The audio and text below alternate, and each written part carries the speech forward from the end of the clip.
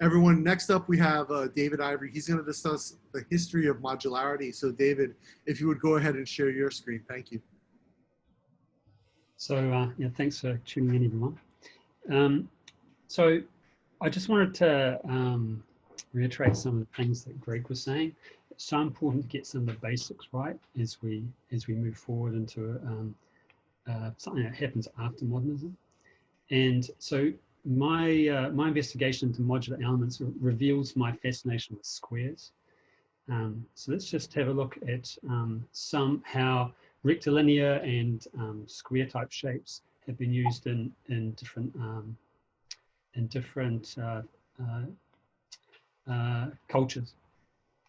So the way that buildings are built mostly now is from binary first principles, where someone picks up the comparisons with stone tools, pick up two rocks, knock them together, and you make something. So the same thing, many buildings are made from bulk materials brought to site and then constructed on site. So it's the equivalent is coding in binary or assembly language, which is slow and tedious. You can get right down to the basics of it, but it's slow and tedious. And what we've done now is we've written higher level modular code in the same way. We've now got more compound construction, allowing us to do more complex buildings. So I want to go back and consider how we got to where we are and where we can go from here. So a good example is Tatami. It's one of the original modular building components from the 16th, 17th century in Japan. In Osaka, Kyoto, and Nagoya, they developed a standardized tatami. Now, those three cities didn't quite have the same module, but within those regions there was the same module, which meant that anyone could get any tatami mat and replace their existing tatami mats. So a tatami is just a double square. This is the Nagoya size.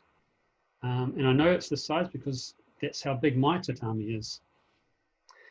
So this is a 3 tatami room. So you take your tatami and you lay it out. And this is a very typical pattern for how you would lay out tatami.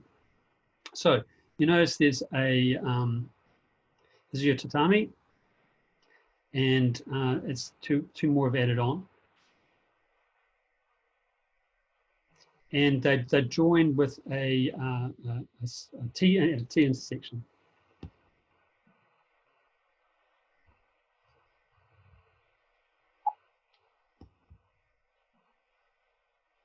And then you get, so there's your T intersection, you add another couple of tatamis, and you get a square. And you could even have the relationship like this as well.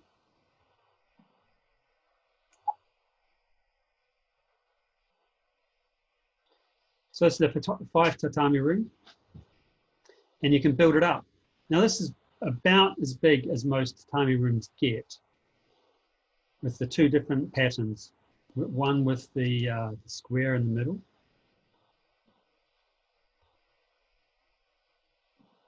So that's square in the middle.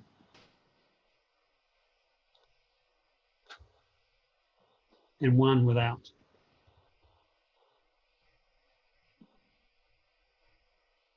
So this is the one without, and this is one with the square in the middle. But what generally happens is you get an 8 tatami room is about as big as it gets in domestic architecture. And to get bigger rooms, you add two rooms together, two 8 modules together. So you can see the beginning of a modular system. So what this means is that things like screens and furniture fit within that same module. So you can see here, there's that square, and it's been used to form a a table, a sunken area for a table. So that's for rooms, but there are other interesting ratios and modules that you can use.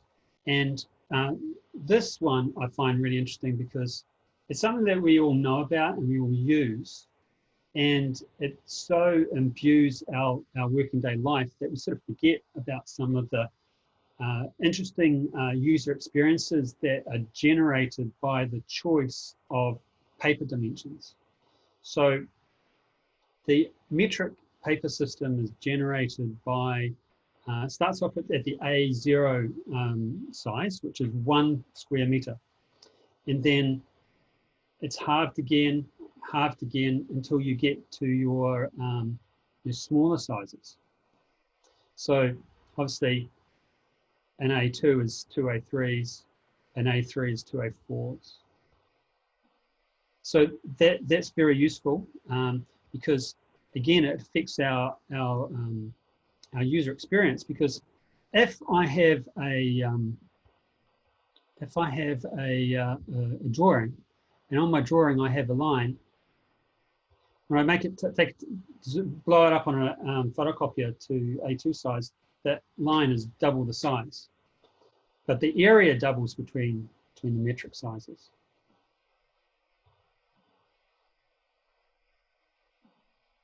So that's something that's within our modern range of experience, but it doesn't really relate to buildings, though there are some implications that I've been investigating.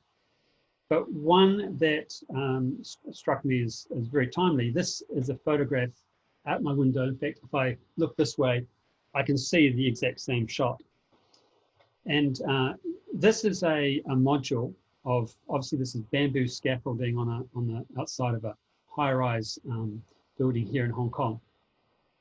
But you'll notice that the module, this module here, it intimately relates to a person, because you can see this man here, his leg here is basically 600 millimeters long, and this guy's body is about 600 meters long.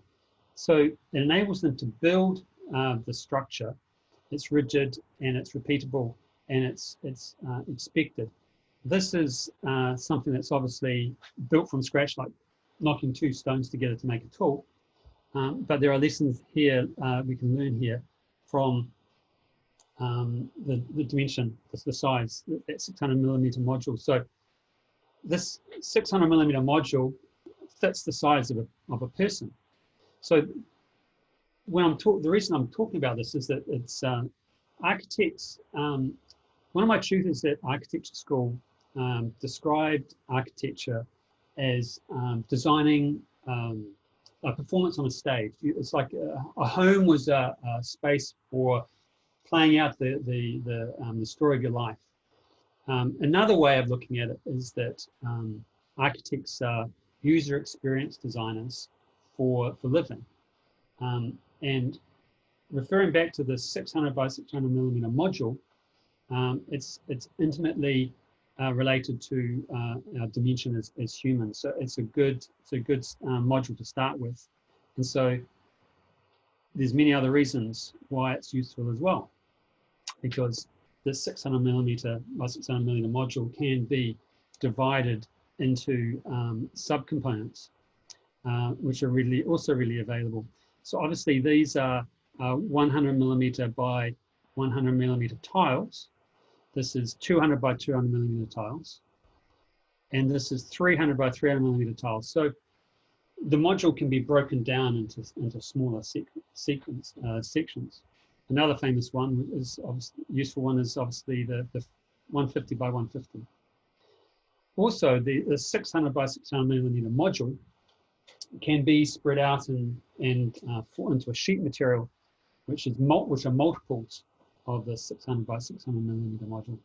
So this is the sheet material which is very commonly available, 1200 by 2400.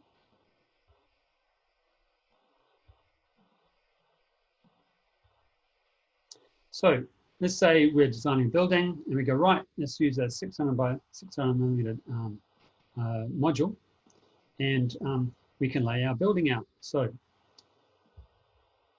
there's our building, and then we start putting in, say, a bedroom, which would be, say, 3.6 by, say, 3.6, like that. And then you might have some storage down here. You might have a bathroom here, so toilet there, and you get the idea. So that's what these guys have done. Now this is an actual building layout by a company called Benson Wood in Connecticut in the States. This is one of their Unity homes, and it's laid out on essentially a 600 by 600 meter grid. But you can see a few problems. Now imagine, take your mind back to our tatamis, where if this was a tatami here, suddenly what happens here? You've got only a portion of a tatami. So the way that they've set their grid out is so rigid to the grid that they've forgotten that within spaces, we should be considering a module. So you can see these walls start taking things off that beautiful grid. So perhaps a useful module would be something more like a tartan, where you've got, this can be your wall. That's your structure. So I'm going to do that again. That's the structure. It's the outside of the structure, and then that's the inside of your structure. And then you might have a service core that comes in here, which has structure and services. Something more like this. And interestingly enough, this is basically what the Japanese did, because if you look closely, just in here, there's some structure. You'll see it better on this drawing here, on this image here. There's some structure. So you got your columns, you got your beams.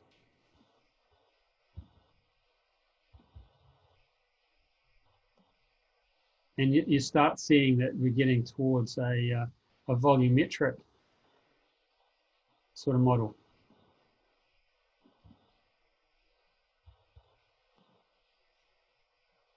So let's just take a step back, because I've moved quite fast. Down here you might have the continuum of fabrication. Down here we've got your typical processed materials, planks, tiles, bits and pieces, prefabricated components, which are windows and doors. And as we go up the value chain, it gets faster, because who goes to a building site now to build a window from scratch, from pieces of wood? It's all done in a factory, prefabricated components are brought in. And then more and more you have panelized elements, which is entire walls, floors, and ceilings. But where the real benefit is going to be is when we can start doing the volumetric modules, where entire building elements, rooms, spaces, which is what they do.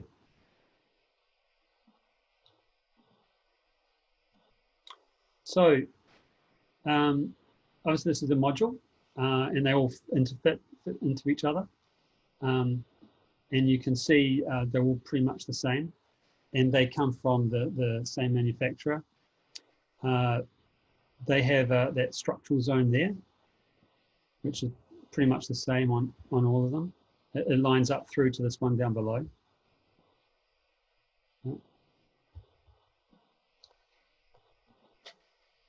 And obviously you can build a building quite fast, as we saw the Chinese built a hospital very fast. There's been hotels built in 30 days using this type of system.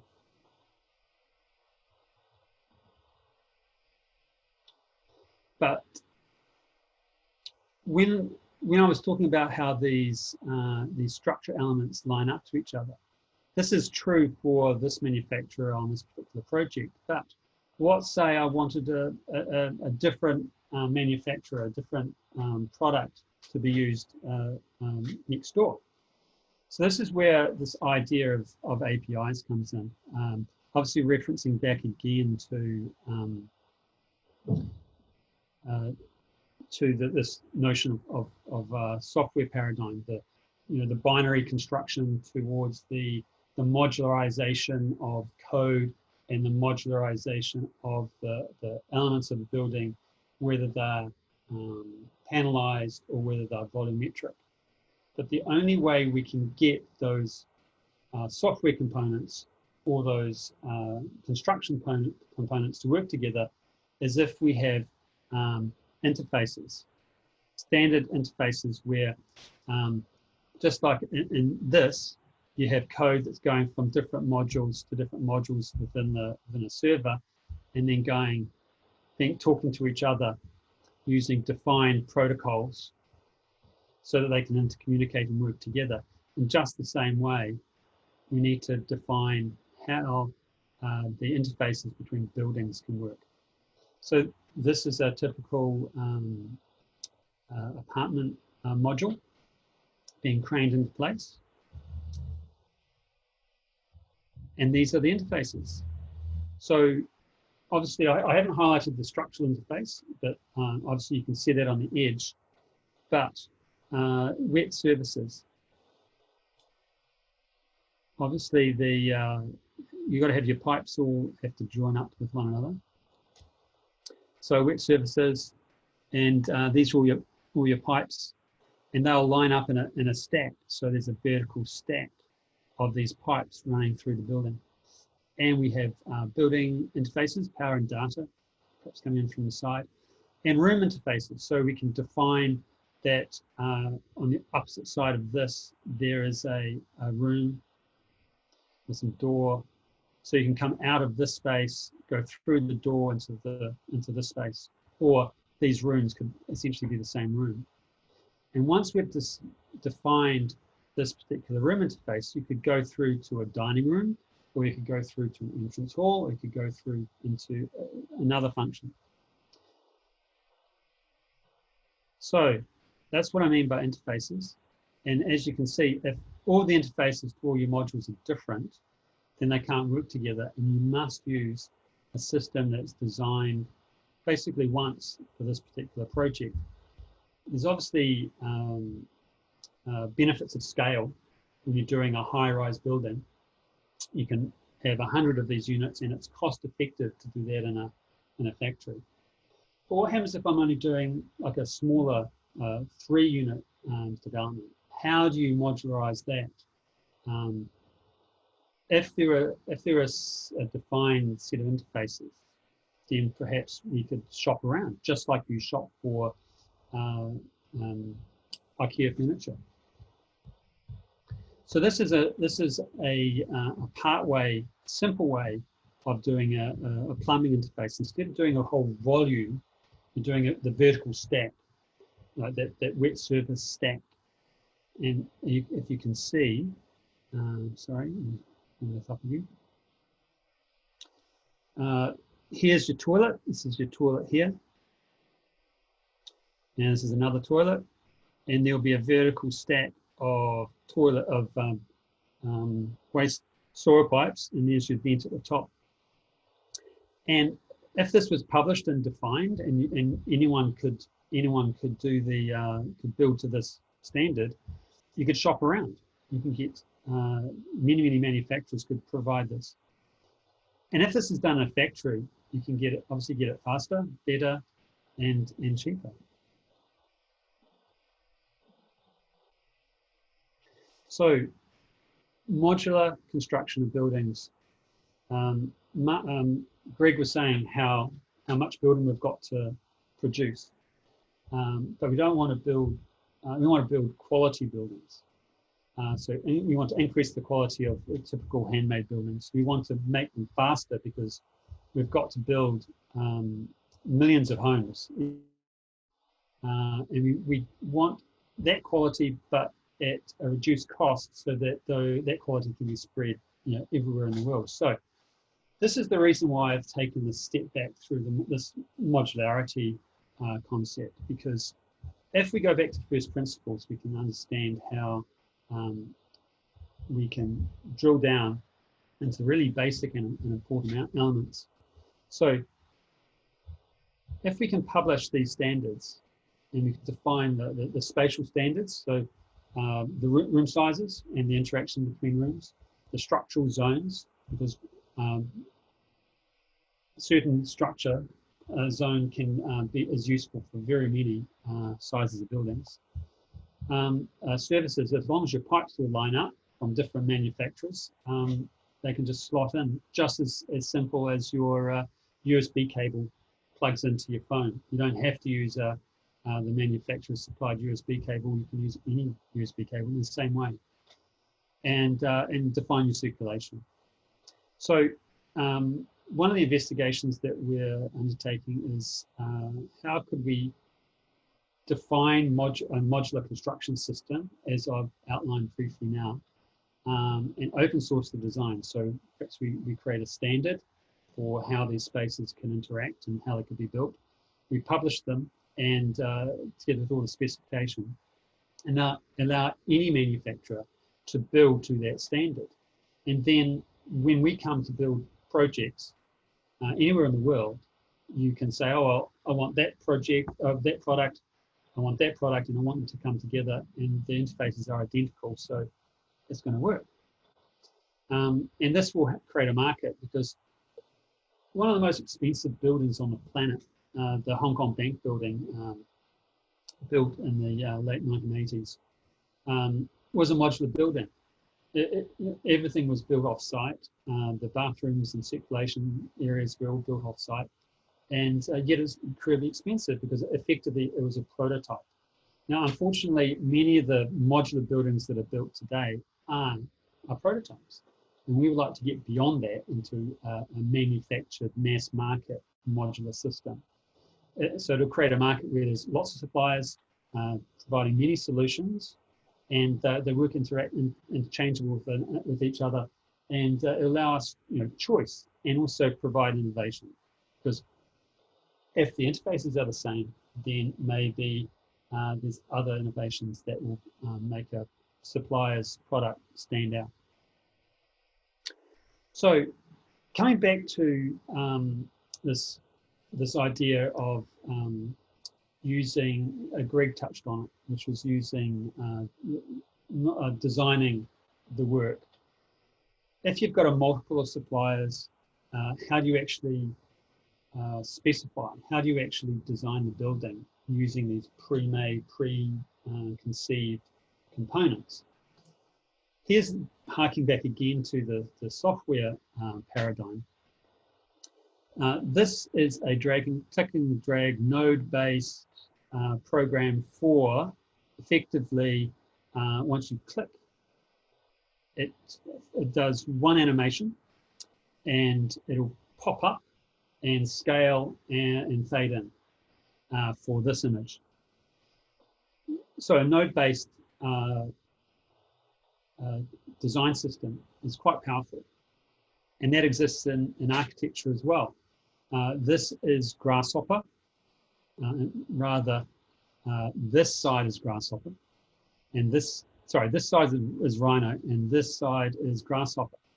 Grasshopper is a node-based software tool to control Rhino, which is a 3D modeling tool. And the way it works is, just as you have in that user interface design tool, you have these node-based elements, and this is a little slider, and you slide it, and you change the radius of this tube. So you could imagine we have a database with all these manufactured products, with all the defined interfaces, and you could have a node-based software tool which defines how these things can come together to create what you want. So this will enable the parametric configuration of buildings, But instead of the way that Grasshopper is used these days, which is to create these crazy convoluted one-off shapes, which are incredibly expensive to build, if we block it into modules, then the parametric element is how you place these predefined modules into your building with predefined interfacing between the modules. And we open source the license. And we have many suppliers and many innovators that will enable mass customization and a global application, but we'll still be able to create buildings and spaces and places that are unique to our own community. Now, some of this has already been done. So these are examples of one-off modular systems. This is Wilkinson Ayres Dyson Institute of Engineering and Technology in England. And this is Biggs Homes for All in Denmark. And you can see the volumetric elements. And this is in Vienna. So similar modular components, custom made for the project. And yes, there's some scale that's getting some of the costs down. But I'm saying, can't I mix a module from this project and put it into this project and get something new? We could, if these interfaces, this API is defined. So this is one of the items that we're reviewing and researching at the Prototype Design Science Lab. And you can see more on prototype.com. Thank you.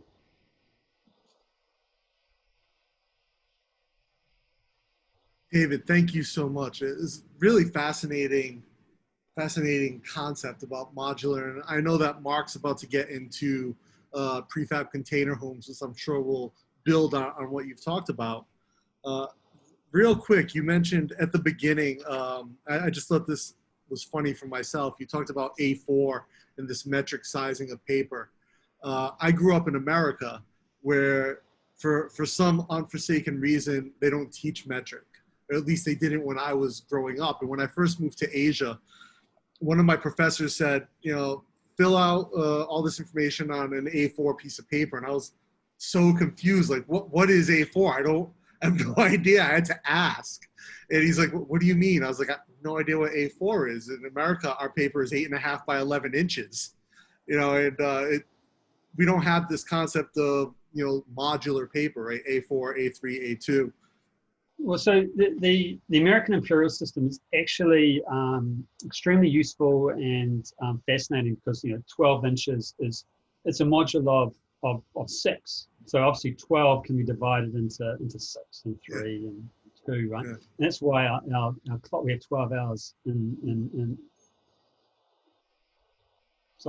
have 24 hours in a day. It's all divided up the same sort of way. But it does make it very convoluted. Like I was watching a video of a guy trying to do some calculations in imperial, and he did it in decimal. So he added it all up in decimal, 12.5 plus 3.3 and 5.2, added them all together. And then he had to go, okay, what is 0.73 of an inch? And that's 3/15 or something, 3/16 or something like that. And so they're almost there. And just go, come on, guys, get the program. But it will hold back this idea of global modularity because America is a huge part of the commerce in the world, and not having a compatible modular system with the United States is a shame because it's held the world back, and we really need to get with this modular program, I believe, in order to be able to build the quality homes that the world needs at a price we can all afford in a timely manner, because especially with this mass immigration to urbanization, migration due to climate change, the need to improve the quality of our buildings to combat climate change. And as an aside, for modular buildings, I very much like to see them made in wood as a way of sequestrating carbon. So, Yeah, the modular design in general, and the approach to reducing carbon too is interesting. But I'm so, when I first discovered the modular paper, it was sort of the printing paper was my lead into this world of modularity. And now even in my own design work, I work off grids and everything becomes modular. And how many yes, can you fit into this grid? And it is such a exactly. faster workflow, right? And the concept that you put forward of creating the interfaces between modulars for the buildings and the room interface, wet work, ventilation. I can see how that would, one, create a faster workflow for building, but also design and allow far more collaboration. Yeah, yeah. So with that, thank you again, David. Fantastic presentation.